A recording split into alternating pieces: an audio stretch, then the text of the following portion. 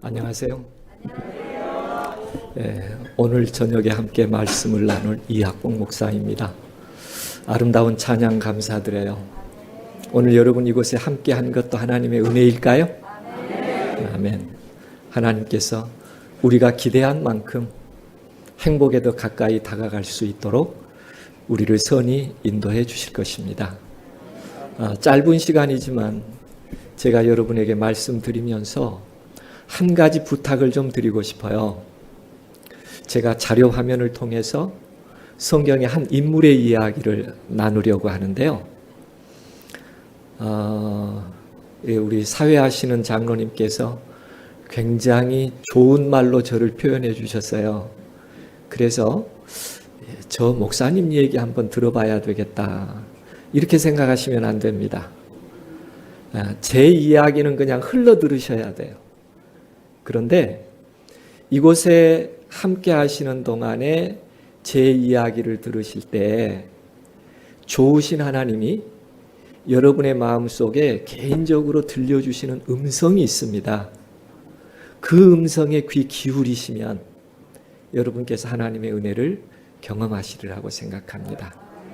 그러니까 제가 여러 이야기를 드리지만 제 이야기를 귀담아 듣지 마시고 하나님께서 여러분을 사랑하셔서 이곳까지 발걸음과 마음을 옮겨주실 때 여러분의 마음속에 들려주시는 음성이 있어요.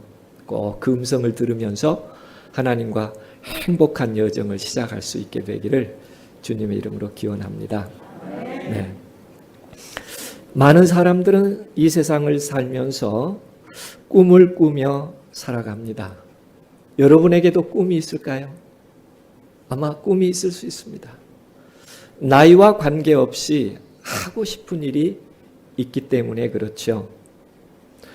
세르반테스의 돈키호테 중에는 이런 가사가 있어요.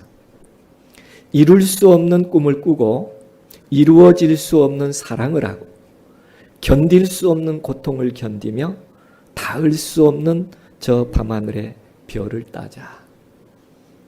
이룰 수 없지만 딸 수 없지만 그래도 한번 따보자.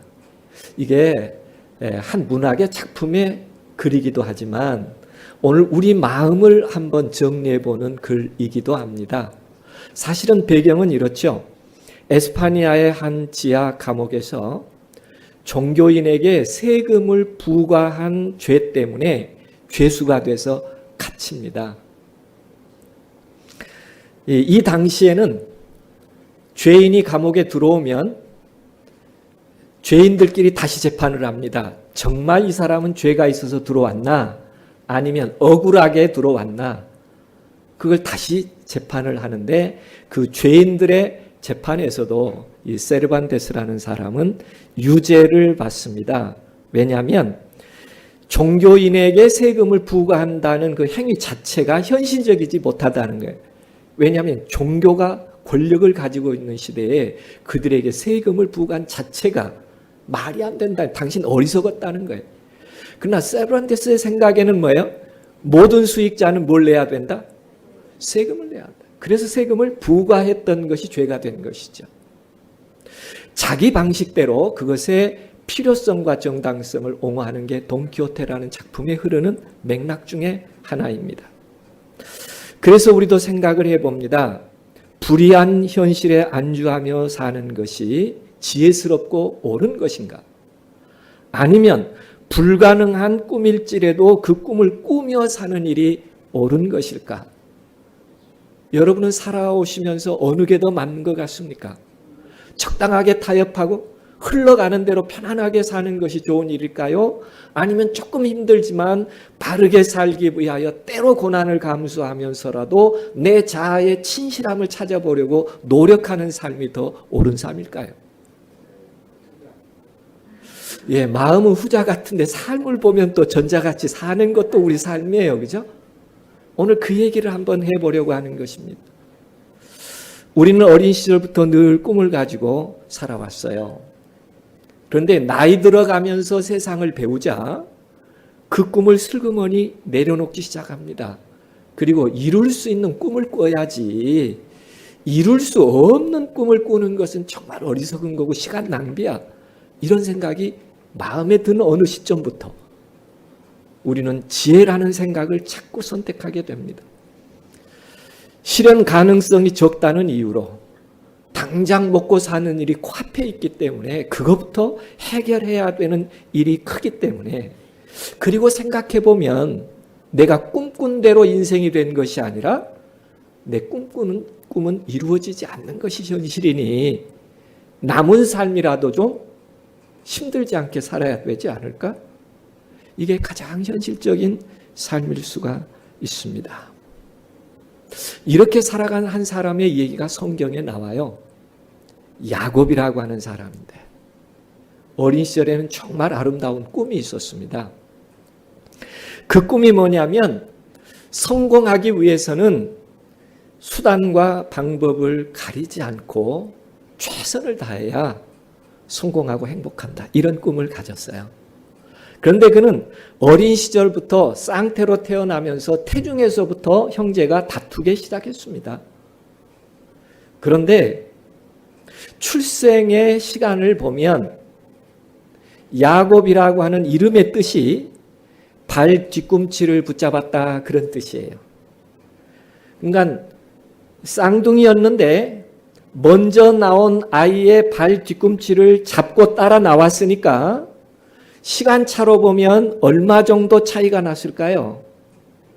형하고 동생 사이에 아마 그렇게 많은 차이 아닐 거예요. 왜냐, 발 뒤꿈치 붙잡고 같이 나왔잖아요. 그죠?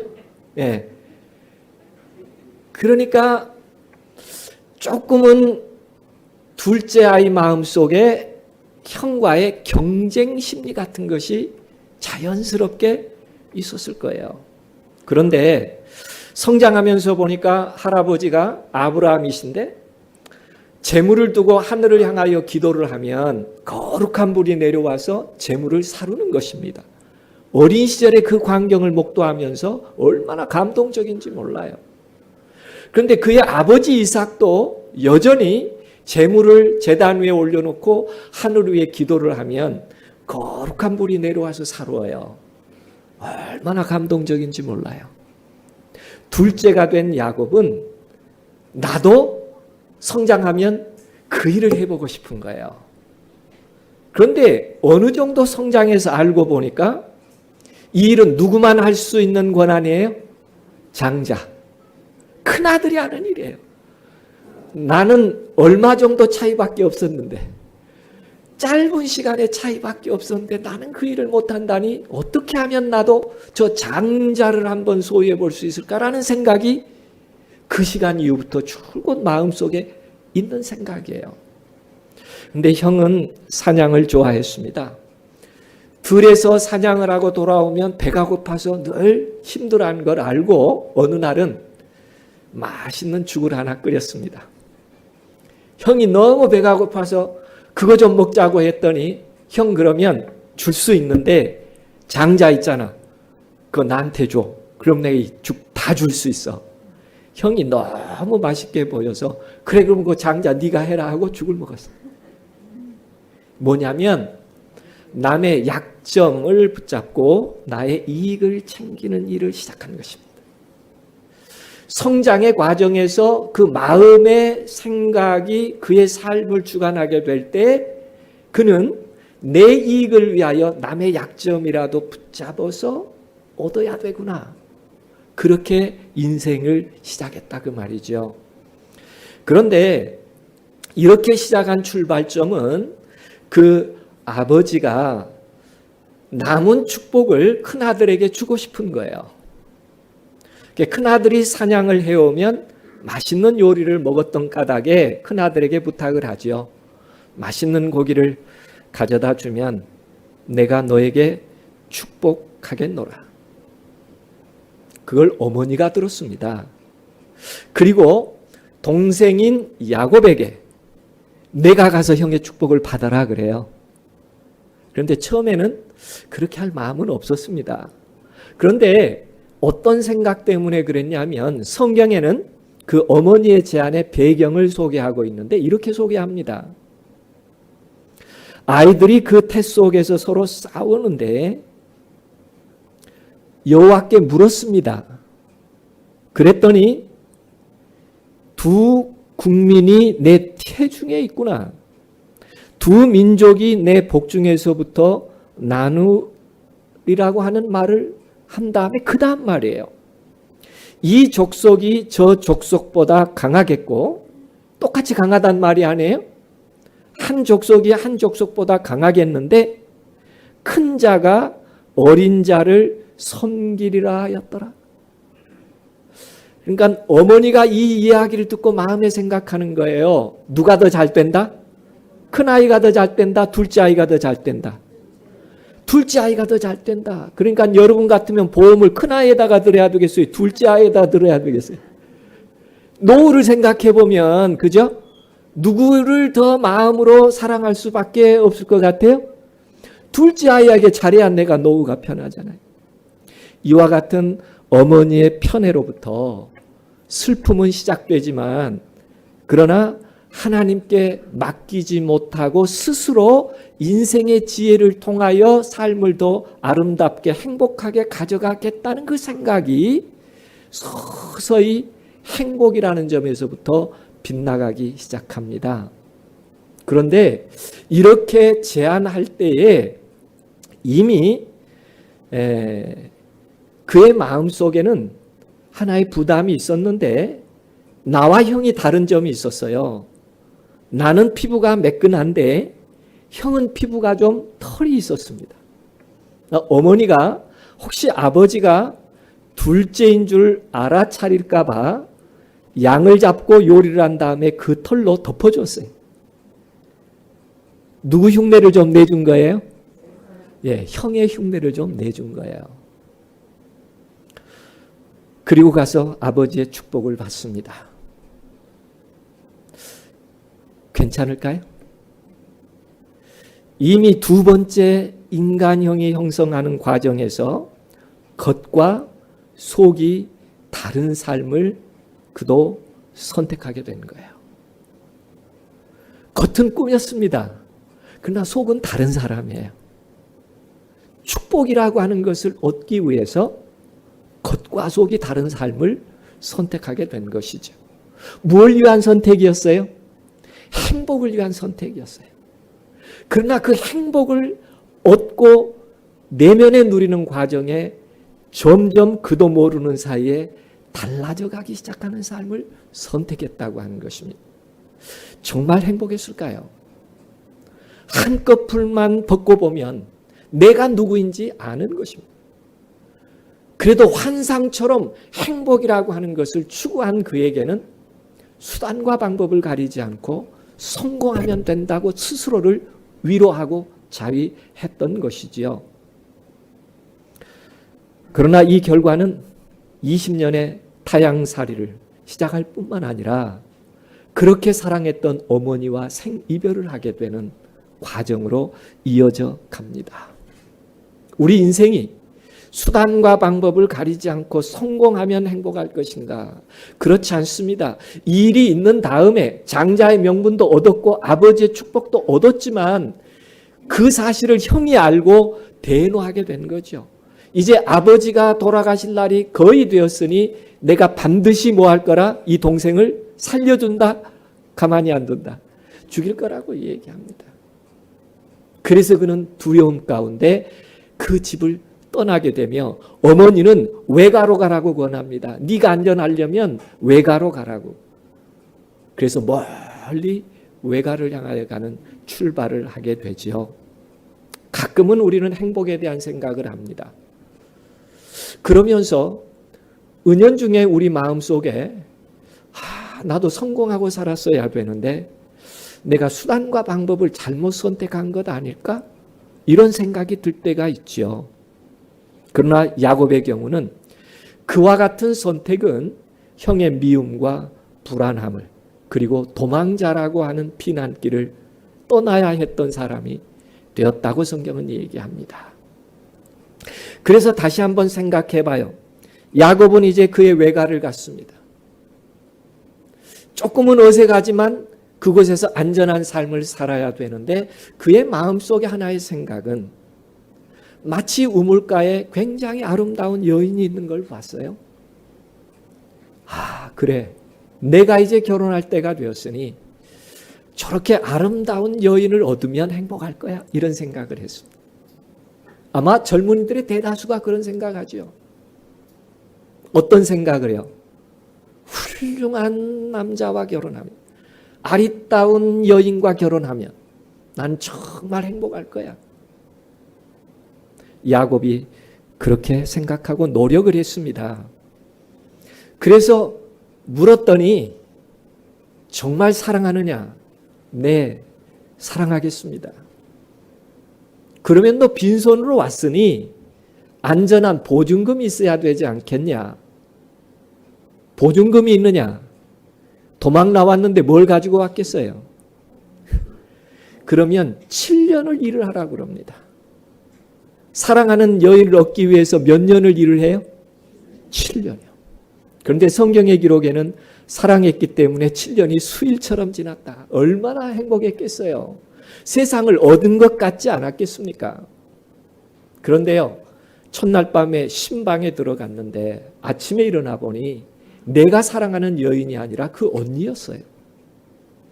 가서 이 얘기를 합니다. 내가 이 여인을 위하여 7년을 내가 봉사했는데 왜 언니가 내 방에 있는 겁니까? 그 아버지가 이런 얘기를 합니다. 라반이 가로되 형보다 아우를 먼저 주는 것은 우리 지방에서 하지 아니하는 바라. 내가 만약에 둘째를 정말 사랑하면 몇 년을 더 일해야 된다? 네, 7년을 더 일하라고. 제가 물어보겠습니다. 이제 나이가 연만하신데요. 가장 앞에 계시니까 한번 물어보겠습니다. 연만하시지만 정말 사랑하는 여인이 있다면 14년 괜찮을까요? 예, 그렇다고 긍정하십니다. 나이가 연만하셔도 아마 저도 그럴 것 같아요. 정말 사랑하는 여인인데 14년이 문제겠어요. 그러나 어떻게 생각해 보면 인생의 14년이란 굉장히 중요했습니다. 그런데 문제는 뭐냐면 그렇게 행복을 꿈꾸고 결혼을 했는데 아침마다 일어나면 무슨 타령을 하냐면 나로 자식을 낳게 하라. 그렇지 않으면 내가 죽겠노라. 정말 사랑해서 얻은 14년을 고생한 그 아내가 맨날 뭐라고 얘기하는 거예요. 언니는 아이를 낳는데 나는 아이를 못 낳는 거예요. 그러니까 만나면 울면서 죽는다 그럽니다. 그런데 그게 사람이 기술로 하는 거예요? 아니거든요. 그러니 얻기는 얻었는데 매일마다 보면 나 죽는다고 하니까 속이 편했겠어요? 안 편했겠어요? 머리가 아팠을 겁니다. 그 다음에 더 골치 아픈 문제가 있어요. 아이들이 12이나 낳거든요. 그런데 그 아이들이 가서 못된 짓을 막 합니다. 그러니 11번째 아들이 형님들 그렇게 하면 안 돼요. 그거 정말 나쁜 일이잖아요. 이렇게 이 얘기를 해도 형들이 11번째 아들을 무시합니다. 그러니 아버지에게 고자질하려고 한 게 아니라 아버지의 힘을 빌려서라도 형들의 마음을 바르게 해주려는 동생의 착한 마음이 형들의 잘못을 아버지에게 이야기하는 거예요. 그러니 아버지로서는 형제들의 일을 생각하면 누구 하나 빼놓고는요. 11번째 아들 빼놓고는 다 힘든 거예요. 하지 말라는 일만 골라서 하니까요. 사랑하는 아내는 만나면 죽는다고 그러지요. 낳아놓은 아이들은 끊임없이 내가 원치 않는 죄들을 범하고 있는 것이죠. 결혼만 하면 행복할 것이라고 생각했어요. 그것이 아니었습니다. 현실은 너무 힘든 일이 많았죠. 오히려 그 결혼은 더 많은 문제 속에 자기 자신이 빠져 있다는 것을 알게 됐어요. 오늘 우리 이 세상 사는 삶도 그렇습니다.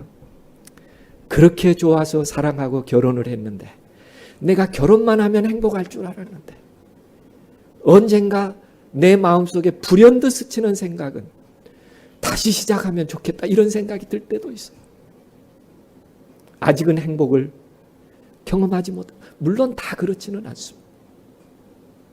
야곱의 인생은 결혼이 그에게 행복을 주지 못하자 끊임없이 행복을 찾고자 하는 그의 인간적인 갈망이 이런 생각 하나를 했습니다. 이제 처자가 있으니 다른 건 다 필요 없고 돈만 많이 벌었으면 좋겠다. 그러면 세상 끝이야. 이런 생각을 했습니다. 누가 있으니까요, 이제 아내도 있고 아이들도 있고 소산도 있는데 남보다 더 뭘 많이 가졌으면 좋겠어요? 돈을 많이 가졌으면 좋겠어요. 그러면 행복할 것 같았어요. 여러분은 잘 사세요? 잘 못 사세요? 여러분 잘 삽니다. 저 한번 손 들어보세요. 와, 몇 분 계시네요. 우리 한국인이 잘 못 산다고 인식하는 첫 번째 일이 있어요. 등식이 하나 있습니다. 잘 산다, 돈 많이 번다. 내가 못 산다고 느낀 생각은 그 근거가 어디 있는 거예요? 나는 다른 사람보다 뭘 많이 못 번다? 그래서 불행하다고 생각하는 게 우리 한국인이에요.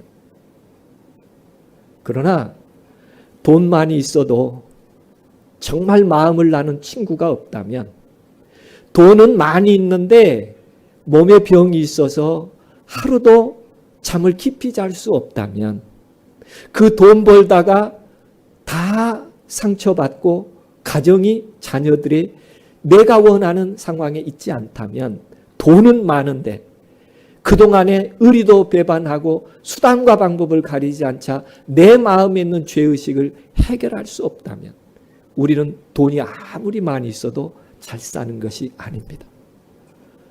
우리 한국인이 계속 속아 있는 게 그거예요. 잘 산다, 돈 많이 번다는 등식 때문에 얼마나 힘든 삶을 사는지 몰라요. 야곱도 그런 생각 속에 잠시 붙잡혔습니다. 이제는 내가 돈이 있어야 행복할 거야. 그래서 그는 이런 제안을 하지요. 이게 장인이 됩니다. 장인에게 하루는 이런 제안을 해요. 장인어른, 나도 이제 어느 정도 가정이 있는데 나는 소유가 없지 않습니까? 그러니 내가 얼마나 열심히 일해서 장인의 소유를 이렇게 많게 해 주었는데 나도 좀 소유를 갖기를 원합니다. 장인어른이 생각해 보니까 사위가 그렇게 말하는 거 크게 잘못된 게 아니죠. 그래서 어느 정도 수용을 했는데 이런 말을 합니다. 이렇게 하면 어떻겠습니까? 하얀 양이 나면 다 이거 물어볼 것도 없이 삼춘 겁니다. 그런데 얼룩이, 전방이, 검두기, 비풍 이런 거 나면 제 걸로 할게요. 장인어른이 들으니까 제안 괜찮아요? 하얀 양을 나면 이거 물어볼 것도 없이 다 누구 거고? 예, 장인어른 거고, 얼룩이, 덜룩이, 전박이, 검둥이 뭐 이런 거 나면 그건 그냥 제 거 하겠다 그랬어요. 그렇게 합의를 했습니다. 괜찮은가요? 그런데요, 문제는 이거예요. 실한 양이 새끼를 뵐 때는 장치를 해놓습니다. 뭐가 나도록? 얼룩이, 덜룩이, 검정이 이런 게 나도록. 아마 유전자 관심 있는 사람 요거 연구하면 미래 대박 날 거예요. 네. 성경에 부자 되는 비결을 다 가르쳐주고 있거든요. 그런데 비실한 암양이 새끼를 베야 될 때는 그거 안 하는 거예요. 그러면 뭐가 나고? 한 마리 나는데 하얀 양 나요. 그런데 실한 암양이 새끼를 뵐 때는 이렇게 장치를 해놨더니 두 마리, 세 마리 나는데 다 검둥이, 얼룩이 이런 게 나는 거예요. 그러니까 시간이 지나면서 누구 재산이 많아졌을까요? 아주 합법적이에요. 구별하기도 쉬워요. 하얀 건 가끔 하나 나오는데 나는 것마다 얼룩이 덜룩이니까요. 성경은 뭐라고 기록했냐면 이에 그 사람이 심히 풍부하여 너무 큰 부자가 됐더라. 이제 행복할까요? 돈 엄청 벌었잖아요. 보통 부자라고 얘기 안 했어요. 심히 부자였다. 그런데 문제는 야곱이 라반의 안색을 본즉 자기에게 대하여 전과 같지 아니하더라. 돈은 벌었는데 인간관계가 다 깨져버린 것입니다. 너무 힘든 과정이에요. 가족이잖아요. 그죠? 어떻게 보면. 재물은 얻었는데 험악한 관계가 된 거예요. 여러분 행복했을까요? 아닙니다. 오늘 우리 삶에도 마찬가지예요. 내가 힘드니까 일확천금이라도 끊임없이 벌어볼까 노력하는 사람이 얼마나 많은지 몰라요. 범죄를 하면서라도요. 마늘밭에 110억 감춰놓고 감옥에 갔잖아요. 출소한 다음에 110억 가지고 행복하게 살려고요. 행복했을까요? 다 국고로 환수됐습니다. 아직도 감옥에 있죠. 우리 사람이 잘못 생각하면 행복을 찾는다고 찾았던 것이 오히려 큰 불행을 경험하게 되고요. 이 마늘밭 누이하고 감옥에 있는 사람하고 원수된 거죠. 가족이 원수가 됐어요. 오늘 야곱이 경험한 게 그겁니다.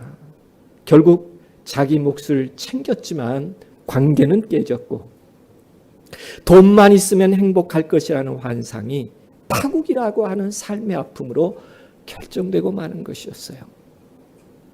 그래도 우리 인간은 행복을 끝까지 얻기를 원합니다. 야곱도 그랬어요. 그래서 다시 한번 생각해 봤더니 이제는 아내도 있고 자녀도 있고 재물도 있으니 누구 간섭 안 받고 위에 어른이 없으면 좋겠어요. 그럼 뭐 하면 되죠? 독립하면 되죠. 그래서 오늘 많은 가정들이 독립하기를 원해요. 누구 간섭받지 않고 내가 있는 것대로 내 세상을 만들면 행복할 거라고 생각하기에 많은 가정이 독립하기를 원합니다. 야곱도 그렇게 했어요. 그래서 아내들에게 잘 설득해서 나는 10번도 아버지에게 싹스를 받지 못했다고 얘기하면서 우리가 독립하면 행복할 거라고. 네, 아내가 동의를 해줬습니다. 그래서 모든 소유를 이끌고 이야기하지 않고 도망을 갑니다. 분가를 시작했어요. 7일 만에 장인이 찾아왔습니다. 오케이, 다 가져가는 거 괜찮다. 그러나 드라빔이라는 내시는 주라. 그것만 나에게 주고 다 가지고 가라고 이 얘기예요. 이게 목축업 사회인데요. 농경을 막 시작했을 때. 그런데 그 신이 있으면 농사가 잘 될 거라고 믿었기 때문에 이 장인은 뭔 주고 가라는 거예요? 네, 내 드라빔, 그 신은 내게 달라. 그리고 나머지는 다 가져가도 된다. 그런데요, 자기 딸이 그 드라빔을 딱 깔고 앉습니다. 그 다음에 아버지가 다 뒤져요. 다 찾아봐도 없습니다. 딸에게 왔어요. 딸이 그렇게 얘기합니다. 아버지, 오늘은 제가 몸이 안 좋은 날이라 일어나서 인사를 못하니 양해해 주십시오. 아버지가 딸이 힘들어서 좀 쉬겠다는데 그래도 너 일어나봐 하고 뒤질까요? 응, 알았다. 딸을 믿었죠.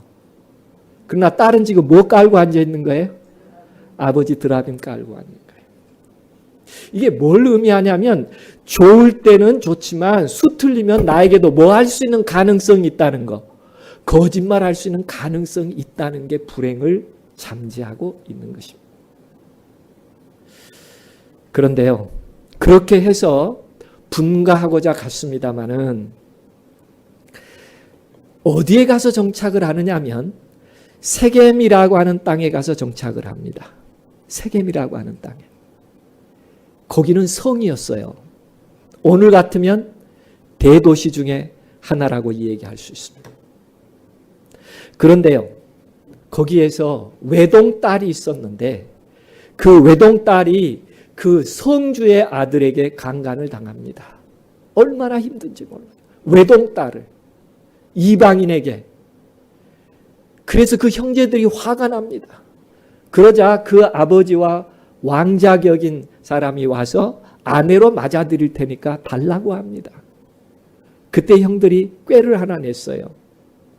우리가 혼인을 하려면 당신들의 모든 남자가 할례를 받아야 우리와 같이 가족과 형제가 될 수 있다고 제안하면서 우리 디나를 사랑하거든 아내로 맞이하려거든 이성의 모든 남자는 할례를 받으라고 얘기합니다.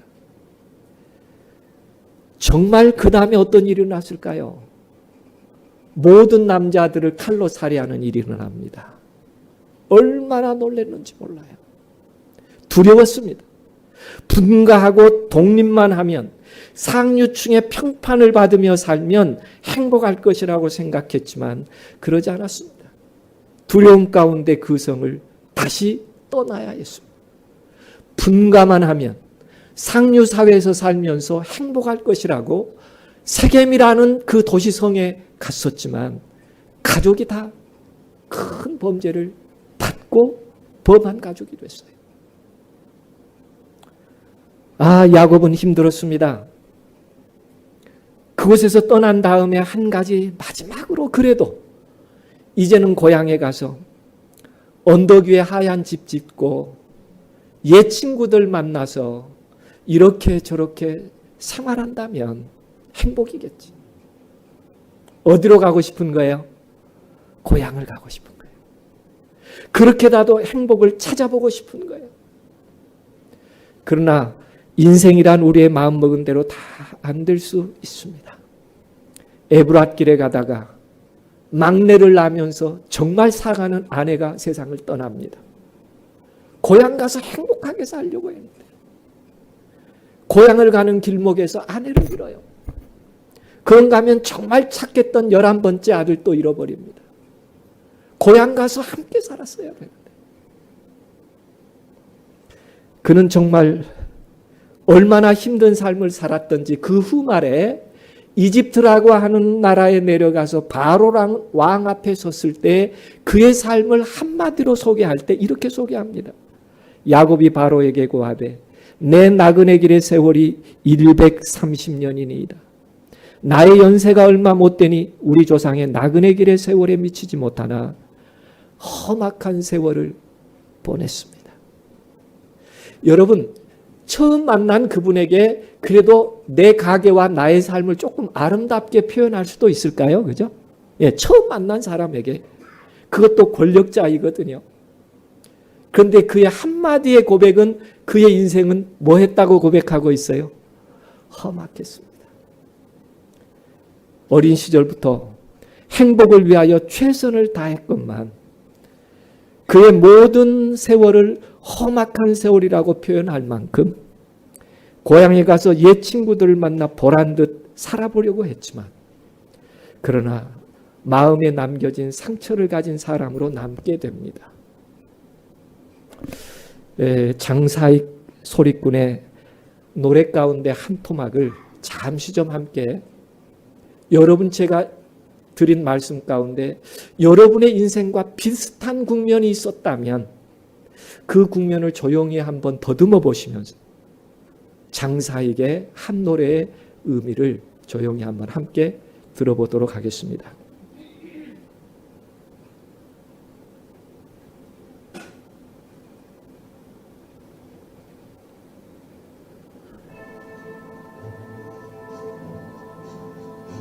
이게 아닌데 이게 아닌데 사는 게 이게 아닌데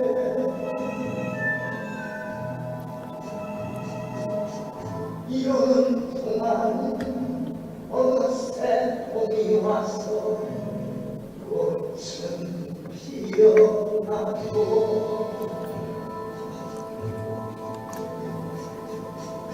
이게 아닌데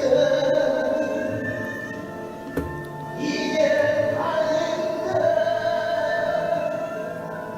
그런 동안 봄이 가면 꽃이 지니라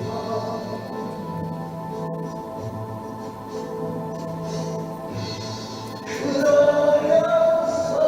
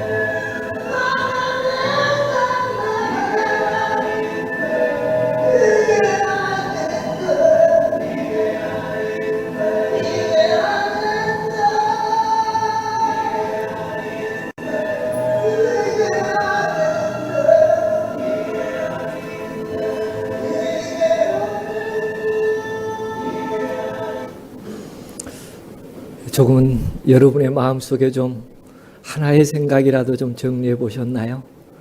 혹시 여러분도 마음속에 내가 살아온 삶 이게 아니었는데 라고 혹시 공감하는 부분이 있었을까요? 저희는 다시 야곱의 이야기를 잠시 마무리하면서 정리를 해보려고 합니다. 정말 아름다운 행복을 위하여 어떤 요소가 필요했을까? 야곱의 생애에서 야곱은 정말 소중한 가치 하나를 가지고 있었습니다. 어머니가 양털로 꾸며주며 요리를 해서 아버지에 가라고 말하는 그 순간에 야곱이 어머니에게 한 얘기가 성경에 기록되어 있어요. 아버지께서 나를 만지실진데 내가 아버지께 속이는 자로 배일지라 복은 고사하고 저주를 받을까 하나이다. 하겠다는 말이 안 하겠다는 말이에요. 안 하겠다는 말이에요. 이건 맞는 일이 아니라는 거예요. 이렇게 할 수 없다는 인지가 있었음에도 불구하고 어머니가 사랑한다는 까닭에 우리가 정말 행복하려면 내가 어떤 상황에 있든지 내 내면의 진실함을 버리지 말아야 합니다. 그게 우리가 정말 행복한 삶을 살 수 있는 가장 기본적인 시작점이라고 야곱의 생애에서 우리들에게 보여주고 있어요. 한두 번 아닙니다. 아버지에게 야곱이 가서 아버지여라고 부를 때 아버지가 내가 여기 있노라, 내 아들아 내가 누구냐라고 묻습니다. 이럴 때 뭐라고 대답하는 게 옳았을까요? 야곱입니다라고 정직하게 말했어야 함에도 불구하고 그 한순간을 지나칩니다. 어떻게 이렇게 속히 잡았느냐? 들로 산으로 가서 사냥감을 잡아야 되는데 금방 요리를 해왔기 때문에 물었습니다. 그랬더니 뭐라고 거짓말을 하는 것입니까? 어머니가 양을 잡아 요리해 줬는데 나가더니 하나님이 금방 잡게 해주겠다고 누구를 빌려서 거짓말을 해요? 하나님을 빌려서 거짓말을 해요. 그의 마음이 어떻게 불행의 길을 갈 수밖에 없었는지를 성경에서 보여주고 있습니다. 그래서 이제는 아버지가 가까이 오라고 그래요. 너를 한번 만져보겠다고요. 왜요? 큰아들은 털이 있어야 되거든요. 손에요. 그랬더니 뭘 갖다 내미는 거예요? 양털로 감싼 자기 손을 내미는 거예요. 아버지가 이 얘기합니다. 음성은 야곱의 음성이나 손은 에서의 손이로다. 이때쯤이면 뭐라고 한마디 해야 될까요?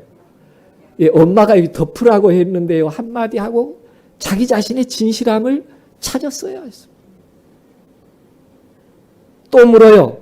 내가 참 내 아들의 소냐? 이제는 뭐라고 얘기해야 될까요? 야곱입니다. 아니에요. 그가 정직할 수 있는 기회를 하나님은 여러 번 주셨습니다. 오늘 이 사실을 마음속에 한번 담아보시면 어떨까요? 정말 내가 행복한 여정을 시작하려거든 내게 내 내면에 어떤 요소가 있어야 하는가? 오늘 성경은 우리들에게 내면의 진실함을 어떤 경우에도 버리지 말라는 거예요. 성공은 수단과 방법을 가리지 않음으로 이루어지는 것이 아닌 것을 기억해야 합니다. 행복을 위해서 수단과 방법을 찾기 전에 내면의 진실함을 먼저 찾을 수 있다면 그 정식은 우리 삶의 재산이 되며 흔들리지 않고 방황하지 않을 수 있는 삶을 살아갈 수 있는 시작점이 된다는 것. 지금부터라도 다시 한번 우리 마음속에 결심하는 시간이 되기를 간절히 원합니다. 하나님, 제가 어떤 경우라도 이제부터라도 내 내면의 진실함으로 다시 살게 해주십시오. 두 번째 우리가 생각해 볼 일은 야곱이 형을 두려워하여 도망갈 때 그는 심히 두려웠습니다.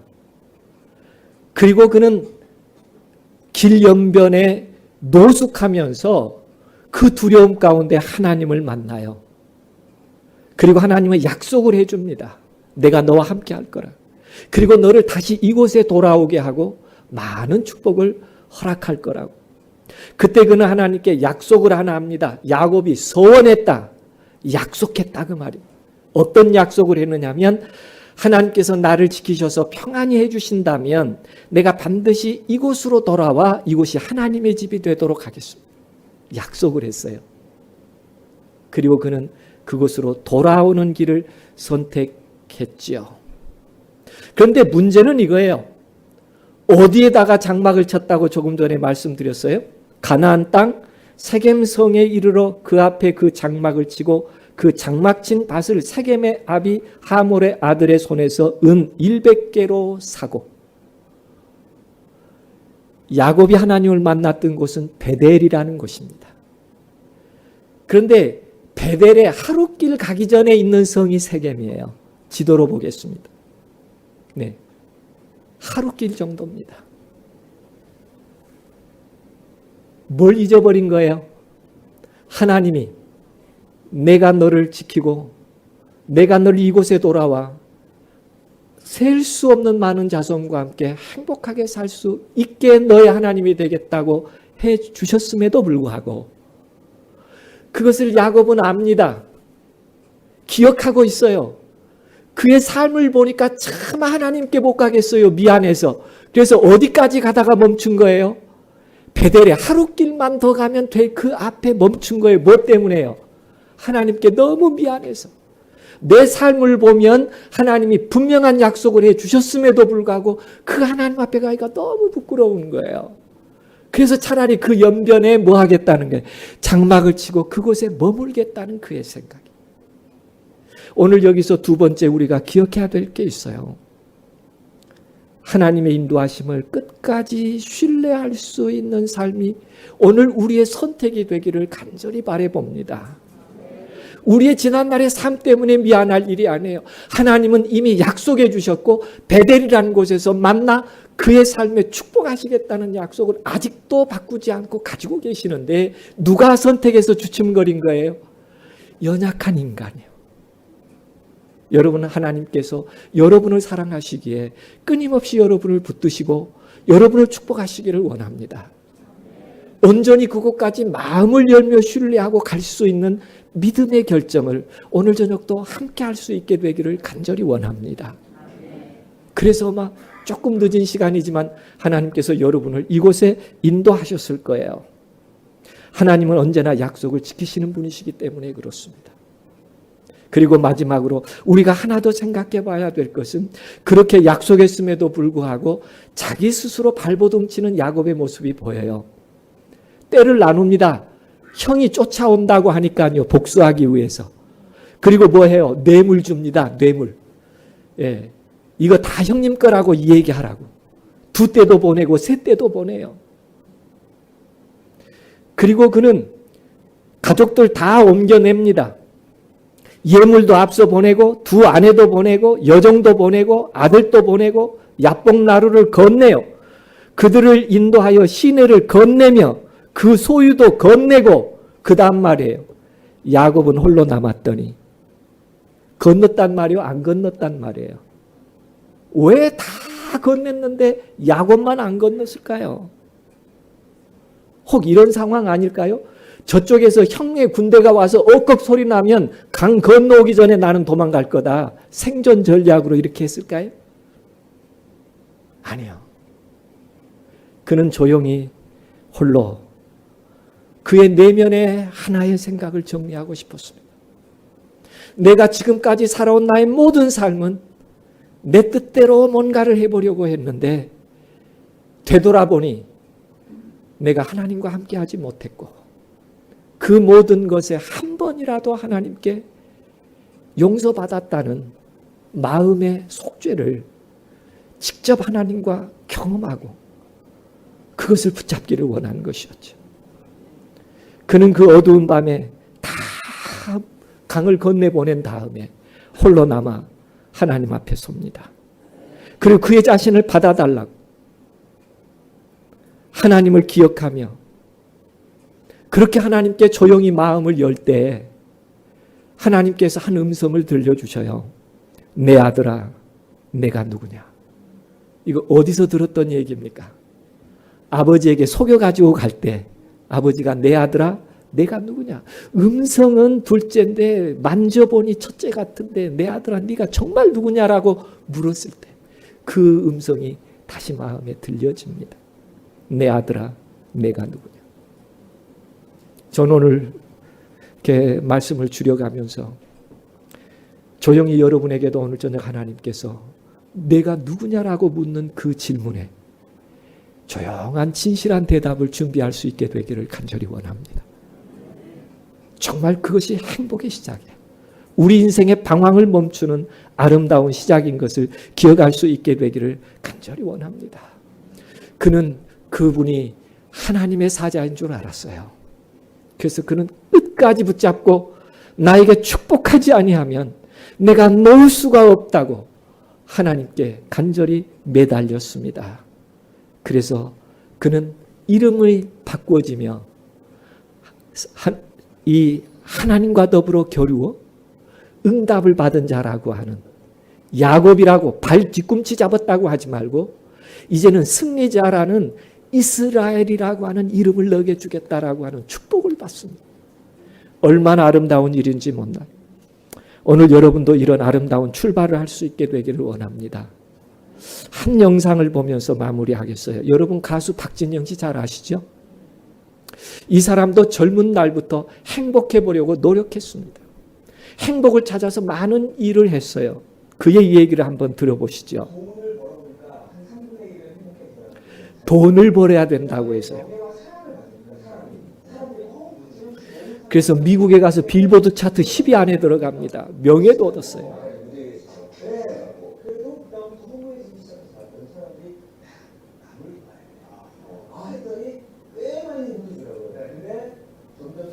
그래서 많은 기부를 했어요.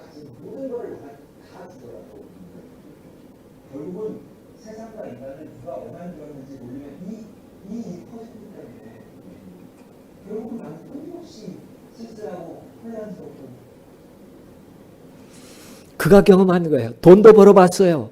20대 후말에 빌딩을 얻습니다. 그리고 미국에 가서 아시아인 최초로 빌보드 차트 10위 안에 들어가요. 명예도 얻었어요. 많은 사람들의 박수도 받았어요. 그래도 허전했어요. 그러니까 다른 사람에게 많이 베풀어 보라고 해서 베풀어도 봤는데 무엇 때문에요? 1%. 내가 왜 존재하는지 하나님 안에서 답을 얻지 못한 그 1% 때문에 허전했다는 거예요. 그러면서 이런 얘기를 합니다. 인간은 자기 삶의 주체가 절대 될 수 없고 자기 몸의 주체 또한 될 수 없다. 한 번만 지으라고 있어요. 자기 계획대로 너무 쉽게 생각하지 않나요? 아예 빠져들고 살 필요가 없는데 말이 안 되는 게 제가 주체가 내가 아니라고 깨달을 수는 없다고 저는 생각해요.